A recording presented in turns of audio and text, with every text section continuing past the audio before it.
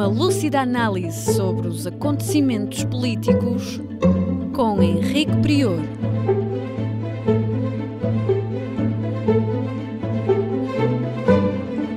Política Impura, na Rádio Transforma.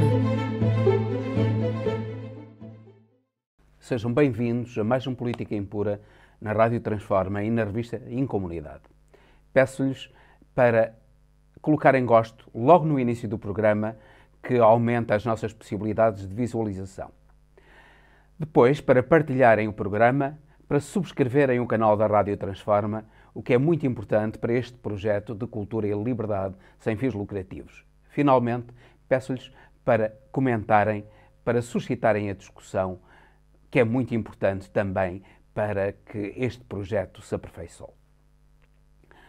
Começamos por falar de Portugal e da greve dos professores e do comportamento do espectro político nesta greve. Os professores chegaram a um momento em que realmente não podem suportar mais a condição a que foram levados. Um professor com 20 anos de carreira está a levar para casa 1.200 euros. Isso é absolutamente inaceitável. Passamos por períodos de dificuldades, mas esses períodos de dificuldades estão agora a ser ultrapassados. E, portanto, é tempo de os professores recuperarem um pouco daquilo que perderam ao longo dos anos. Infelizmente, há muito cinismo no meio disto tudo.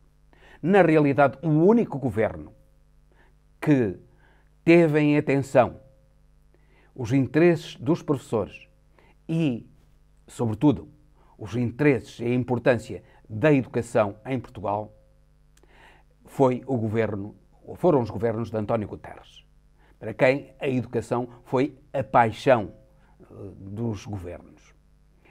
Depois de António Guterres, os governos que sucederam do PSD, do PS, novamente do PSD e agora do PS, pura e simplesmente ignoraram a importância que a educação tem no nosso país. É que os professores não são só professores. Os professores, além de ensinarem, além de educarem muitas vezes as crianças que os pais deseducam ou não educam, mas frequentemente deseducam com os seus maus exemplos, os professores também acabam por servir de autênticos guardadores de crianças. Ora, estas múltiplas funções e, sobretudo, as funções de formação e de ensino essenciais à formação dos futuros operadores económicos e sociais do país, é algo que deve ser condignamente remunerado. Não estamos a ver porque é que um juiz, por exemplo, ganha no início de carreira o triplo do que ganha um professor. Ganho mais, ganho o dobro, por exemplo, porque é necessário preservar a independência e para isso é necessário remunerar convenientemente os juízes. Agora que ganho o triplo de um professor no início de carreira, ou mais, ou quádruplo, é completamente inaceitável. Um professor tem uma dignidade que deve ser reconhecida. Simplesmente, aquilo que nós vemos é que aqueles que agora falam em defesa dos professores, quando estiveram no governo, fizeram exatamente o contrário. Falaram, inclusivamente, que eles saíssem da posição de conforto. E, inclusivamente, um senhor, o senhor Montenegro, que agora fala que é necessário dignificar os professores, aumentar-lhes os vencimentos, atualizar as progressões nas carreiras. Esse senhor ainda não há muito tempo dizia que tínhamos professores a mais em Portugal. Não temos professores a mais, temos professores a menos. Precisamos que a função do professor seja uma função atraente. Hoje, por exemplo, as grandes cidades, como Lisboa e o Porto, devido ao aumento de custo de vida, estão com enorme falta de professores. E o poder tem de resolver isso. Claro que não pode resolver de uma vez aquilo que os professores perderam durante uma década. Portanto, não pode resolver este ano seria algo completamente insustentável financeiramente para o governo, aquilo que os professores foram perdendo ao longo de uma década. Mas o que pode é, sem dúvida nenhuma, acabar com o congelamento da progressão na carreira e, inclusivamente, recuperar, se não de uma vez, se não anualmente, pelo menos de X em X anos, recuperar aquilo que os professores foram perdendo, cerca de 10 anos de progressão na carreira congelada. Isso é comportável pelo Orçamento de Estado e é uma reivindicação perfeitamente justa dos professores. E pela primeira vez viu-se que temos os sindicatos dos professores unidos e que tivemos manifestações de professores em número que nunca antes aconteceram. E, no fundo, o país está com os professores. E, por isso, o governo tem de perceber que tem de ceder numa boa parte das reivindicações dos professores. Não pode ceder em todas, como se disse. É incomportável, como é óbvio, também não se pode agora pedir de uma vez só aquilo que devia ser exigido e devia ser cumprido ao longo de 10 anos. Isso não pode ser, mas pode haver uma recuperação, mesmo lenta, daquilo que foi perdido. Agora, o que é cínico é que, precisamente, aqueles que foram os principais responsáveis pelo congelamento das carreiras, pelo congelamento de salários, por dizer que tínhamos professores a mais e por dizer que os professores ganhavam demais, esses vêm agora arvorar-se em grandes defensores dos professores. O país precisa de perceber o cinismo desta gente e que aquilo que eles querem alcançar é o poder a todo custo. Porque depois, se estiverem no poder, eles fazem exatamente o contrário daquilo que prometeram. Repare-se, eu dou um exemplo só. Quando António Guterres deixou o poder, deixou-o com uma pressão enorme do PSD. E essa pressão centrava-se sobretudo na alta carga fiscal dos portugueses. Pois, logo que Durão Barroso chegou ao poder, aumentou a carga fiscal, nomeadamente do IVA. Isto é, chegado ao poder, o governo do PSD fez exatamente o contrário daquilo que tinha prometido aos portugueses anteriormente. É isto que os portugueses não devem deixar de pensar e sancionarem aqueles que se comportam cinicamente com a sociedade portuguesa. Vemos que, infelizmente, também o país esteve agora confrontado com uma proposta, e falamos concretamente da Câmara do Porto, uma proposta da Câmara do Porto de criminalizar os consumidores de droga que consomem na rua. Teve logo uma oposição total da esquerda, dizendo que isso era criminalizar a pobreza. De certo modo é. E, de certo modo, isso é completamente inaceitável. Mas seria aceitável se a Câmara do Porto e o Governo, de um modo geral, os poderes competentes, no fundo, criassem salas para consumo de droga onde os consumidores pudessem consumir, onde pudessem ser seguidos, onde pudessem inclusivamente ser recuperados. Só depois disso, só depois de, apesar de haver a possibilidade deles consumirem com um mínimo de decência, é que deveria ser criminalizado. Não ponho completamente de parte a criminalização, se houver condições para que o consumo dos mais desgraçados se faça com um mínimo de privacidade e fora dos olhares de, inclusivamente, crianças. Muitas vezes fala-se dos direitos desses consumidores, da desgraça desses consumidores, necessário uma certa pena que se tem desses consumidores, mas tem que se ver o outro lado. As crianças e até os adultos sensíveis que se confrontam com isso. Isso é altamente nocivo para essas pessoas que não têm a obrigação de suportar não só o vício, mas a doença e até a infelicidade dos outros. Sobretudo quando esses outros têm a possibilidade de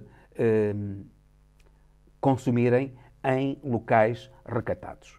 Portanto, o Presidente da Câmara do Porto lançou essa proposta, uma proposta que, nas condições atuais, é, no fundo, uma criminalização da pobreza. Não será se avançar, e isso é importante que se faça. Já há muito tempo que tenho defendido isso. É muito importante que se criem salas de consumo onde os consumidores possam consumir com segurança, com o mínimo de segurança, com o mínimo de higiene e, inclusivamente, possam ser reconhecidos e aceitar a própria recuperação. É bom para eles, é bom para a sociedade, é bom, sobretudo, para as crianças e jovens que não se deparam com situações extremamente lamentáveis na via pública. Falamos agora da Ucrânia. No fundo, o conflito da Ucrânia, como já temos repetido aqui, não é um conflito da Ucrânia. É um conflito entre os Estados Unidos e a Rússia.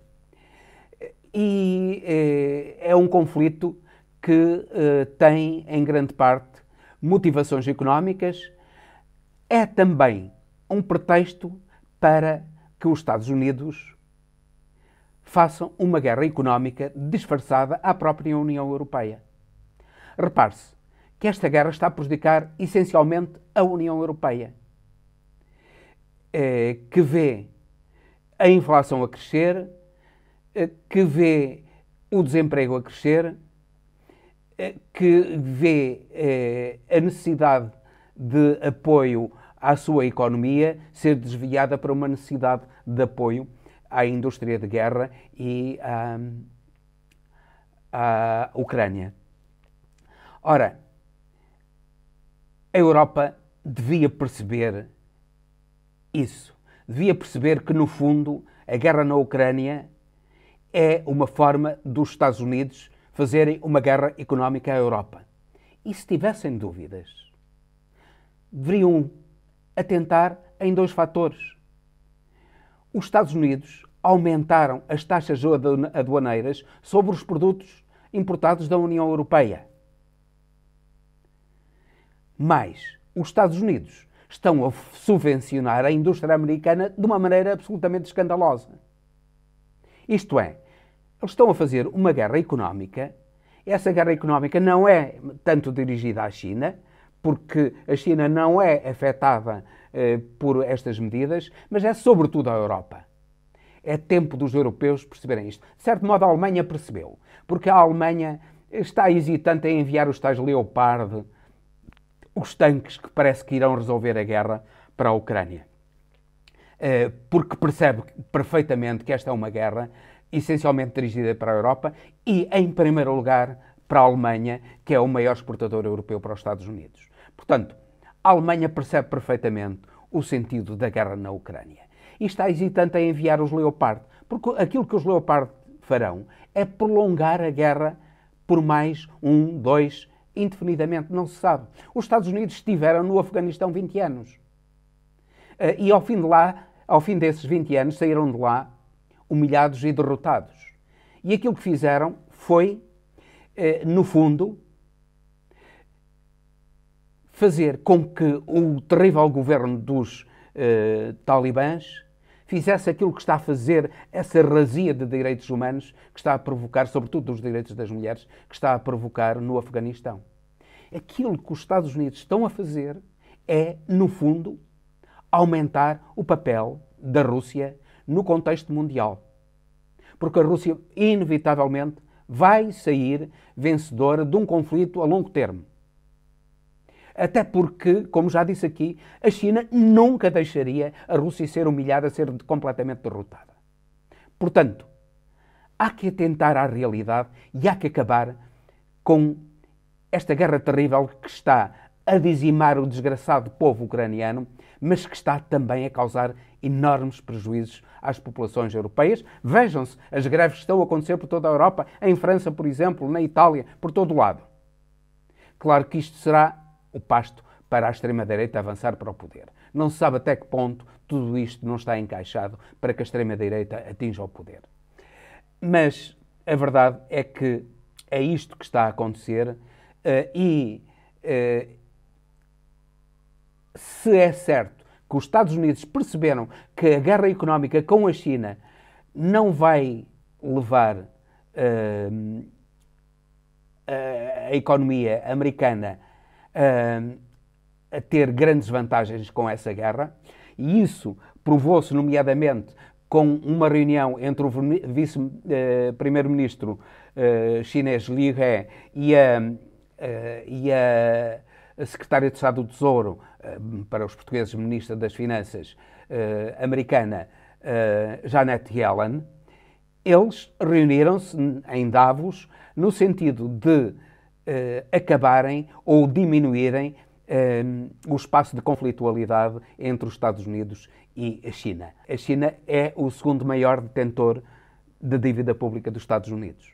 Portanto, há um interesse mútuo em que esta situação de conflitualidade diminua e que se alcance não só a paz em termos de economia, bem-estar mundial, que é essencial para o bem-estar mundial, mas também a paz na Ucrânia, para que a população ucraniana deixe de ser tão sacrificada e que as populações europeias deixem de ser sacrificadas também como estão a ser.